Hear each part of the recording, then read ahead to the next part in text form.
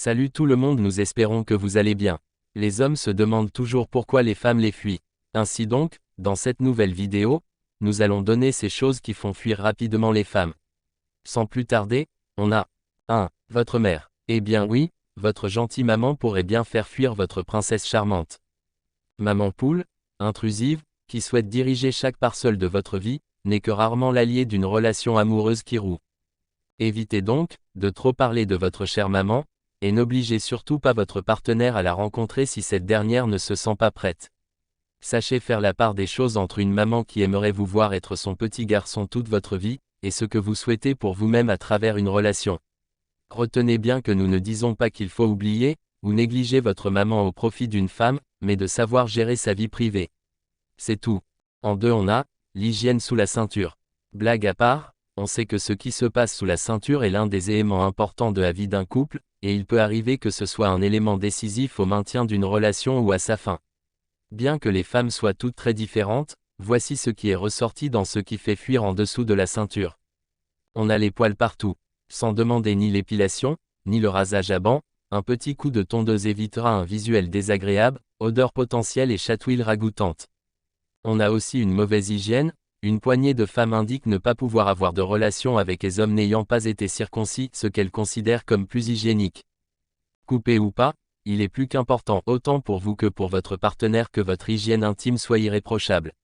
On oublie les caleçons qu'on porte plusieurs jours, la petite goutte de la faim qui se transforme presque en fuite urinaire et qui dégage une odeur pestilentielle, les odeurs de poiscaille et tout ce qui s'ensuit, nous n'avons pas besoin de vous faire un dessin.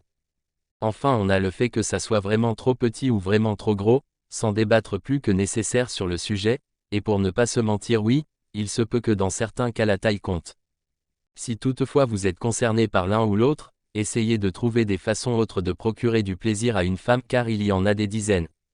Que Dame Nature se soit trop penchée sur votre berceau ou pas assez, ce n'est pas une fin en soi alors ne complexez pas car ça ne fera qu'empirer les choses. En 3 on a, les what the fuck ou encore les putains de merde. En ce 3e point voici ces choses incroyables qui font fuir les femmes. Il s'agit des mecs qui couchent avec leurs cousines, des mecs qui ont trop d'amis filles, des mecs dont l'arrêt des fesses ressortent du jean, des 20-25 ans qui jouent au caïd, des paix silencieux qui sentent l'œuf, des efféminés bébés pleurnichards, des glandeurs, des Chewbacca, ceux qui appellent chérie au bout de 4 phrases, des mecs qui ne s'essuient pas les fesses et qui traînent les marques de pneus dans le caleçon, les hommes qui vomissent pendant l'acte, les hommes qui parlent de bébé au bout de 2 mois, les hommes qui croisent les jambes, les hommes qui passent plus de temps que les femmes à la salle de bain. Voici ces petites choses à arrêter. Maintenant sur le plan physique en 4 on a, la dentition et l'haleine. L'entretien de la dentition et l'haleine, les odeurs en général d'ailleurs, sont les éléments les plus régulièrement cités par les femmes. Outre les problèmes médicaux et l'haleine du réveil, qui sont d'après elles largement pardonnables, la négligence pure et dure et le manque d'hygiène sont bannis. Sont alors cités plusieurs exemples, les dents jaunes, la laine de chacal s'il ne va jamais chez le dentiste, s'il a les dents cassées ou qu'il lui en manque beaucoup. En 5 on a le style vestimentaire. On a beau dire que l'habit ne fait pas le moine, nous vivons dans une époque où la manière de se vêtir est relativement libre, et peut dans certains cas, refléter notre personnalité et façon de penser. Alors, ne jugeons pas les livres d'après leur couverture, mais de la même manière qu'un annuaire ne vous donne pas envie de lire, les hommes dont le style vestimentaire se rapproche du survêt-casquette donnent peu envie d'être abordés et encore moins d'avoir une relation amoureuse. En 7 on a le poids. Le poids est un attrait que nous aurions aimé ne pas aborder, mais dans les réponses des femmes, son analyse prend une tournure particulière. Le surpoids fut cité, mais à très peu de reprises, dans le sens où les femmes pensent que cela peut être mignon ou à la rigueur se corriger avec de la volonté et du travail. Or, plus régulièrement, fut citée la maigreur. Parfois associée dans les esprits à la consommation abusive d'alcool ou de drogue, la maigreur est un attrait physique qui repousse les femmes dans le sens où ces dernières se sentent plus viriles ou costauds que leurs partenaires. Plusieurs femmes font allusion au besoin de se sentir protégées ou en sécurité avec leur petite amie. En 8 on a la pilosité. La pilosité est également un tue-l'amour dans certains cas, si elle est trop prononcée ou si elle n'est pas assez. Alors non, le fait d'être rasé de près mâchoire ou d'avoir une grosse barbe, si elle est entretenue, n'est absolument pas un facteur qui est pris en compte. Le problème survient surtout si votre pilosité recouvre par exemple, le dos, les épaules, le ventre, monosourcil, etc. Bref, tout ce que de vous-même, vous ne trouveriez pas forcément glamour sur quelqu'un d'autre. Les poils sous les aisselles sont largement tolérés à partir du moment où on ne peut pas faire de tresse avec, même chose pour les poils pubiens. D'un autre côté, certaines femmes soulignent que la pilosité, jambes, bras etc. est une marque de virilité et qu'en manquer est également gênant. Pensez donc à entretenir votre douce fourrure si vous ne souhaitez pas être épilé par surprise au détour d'une nuit avec une militante anti-POI. En 9, on a les mains et les ongles.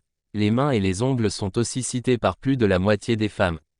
Sont mis en cause les ongles longs, trop rongés, ou sales.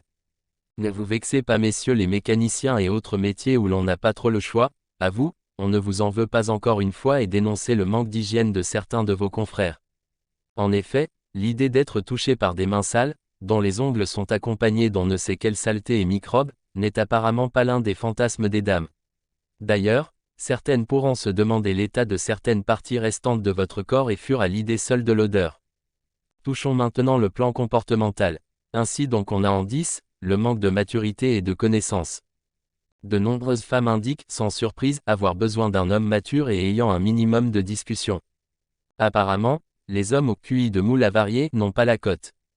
Sans tomber dans le cliché du vieux sage à barbongue, vous montrer responsable et mature n'amènera que du plus dans votre relation avec une femme.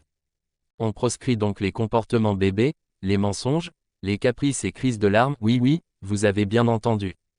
On évite aussi de se dédouaner, de fuir les discussions sérieuses, et de passer son temps à ne faire que déconner sans savoir s'arrêter. Vous vous montrerez digne de confiance en adoptant quand il le faut une attitude sérieuse, en abordant des sujets autres que ceux de votre voiture, de votre famille ou de votre boulot, en sachant différencier les moments où l'on peut rire et ceux où l'on attend de vous d'être responsable. On a ensuite le point 11 qui est le langage. La façon de parler est le facteur comportemental qui revient le plus souvent.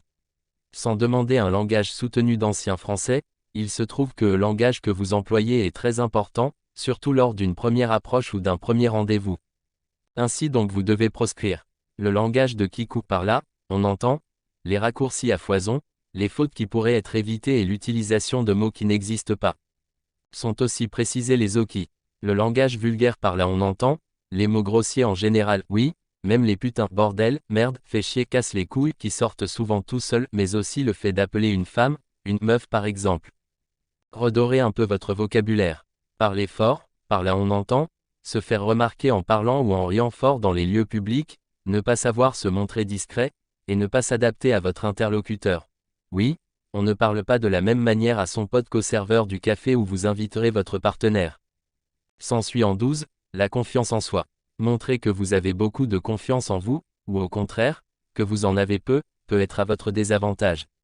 Dans le premier cas, montrer que vous avez beaucoup de confiance en vous, vous fera passer pour un nombriliste prétentieux, et les femmes disent, très peu pour elles. Les mecs qui s'y croient. Ceux qui pensent avoir toujours raison, ceux qui pensent avoir tout vu, tout fait. Généralement, ce trait de personnalité donnera le sentiment à votre partenaire que vous n'êtes pas apte ni à l'écouter, haine à la comprendre. Dans le second cas, le fait de vous montrer très timide et ou peu sûr de vous, est aussi à votre désavantage. Vous donnerez l'impression de ne pouvoir défendre ni votre opinion, ni votre façon de vivre. Vous rentrerez donc dans la case, que nous citons suiveur ou sans personnalité, ce qui est plutôt repoussant lorsqu'on cherche un compagnon et pas juste de la compagnie. Essayez donc de trouver le juste milieu, assumez-vous, votre façon de penser et vos principes, mais n'y s'imposez pas et ne partez pas du principe que vous détenez la vérité universelle. En 14, on a vivre trop. Les femmes aiment les hommes ambitieux et extravertis, mais vos occupations ne doivent pas devenir un poison dans le rythme de vie du couple. Ainsi, un nombre important de femmes indiquent ne pas supporter les hommes qui aiment un peu trop boire, fumer, cigarettes et joints, et faire la fête. En cause, l'odeur, les conséquences sur la santé, sur le portefeuille, mais aussi les conséquences qu'ont ces activités lors d'une relation amoureuse. La prise d'alcool ou de drogue et le fait de sortir en boîte de nuit, seraient propices à la drague, aux comportements insensés, et donc à l'adultère. Ce qui, comme vous vous en doutez, est le cauchemar de toute personne en couple n'ayant pas de penchant pour l'échangisme. Enfin le dernier point, point 15 est le comportement général. À travers les réponses des 600 femmes interrogées que la plupart du temps, c'est le comportement de l'homme qui définira si oui ou non la relation est possible. Avant le physique, avant le financier, avant le familial, avant tout le reste. Ça paraît logique et pourtant nous trouvons ça rassurant. Il ressort qu'en majorité, Les femmes n'aiment pas les hommes qui se font remarquer, ceux qui se comportent mal comme parler fort, cracher, être vulgaires, ceux qui sont machos. Elles n'aiment pas non plus les hommes qui manquent d'hygiène corporelle ou même concernant le logement qui ne prennent pas soin d'eux d'une manière générale. Elles n'aiment ni les suiveurs, ni les soumis. Elles ont besoin de savoir que leur homme a du caractère, qu'il est capable de leur tenir tête si elles se trompent, et de défendre leur opinion s'il n'est pas d'accord avec elles, tout en n'imposant rien, dans le respect de chaque partie. Voici ces choses qui font fuir les femmes, les gars.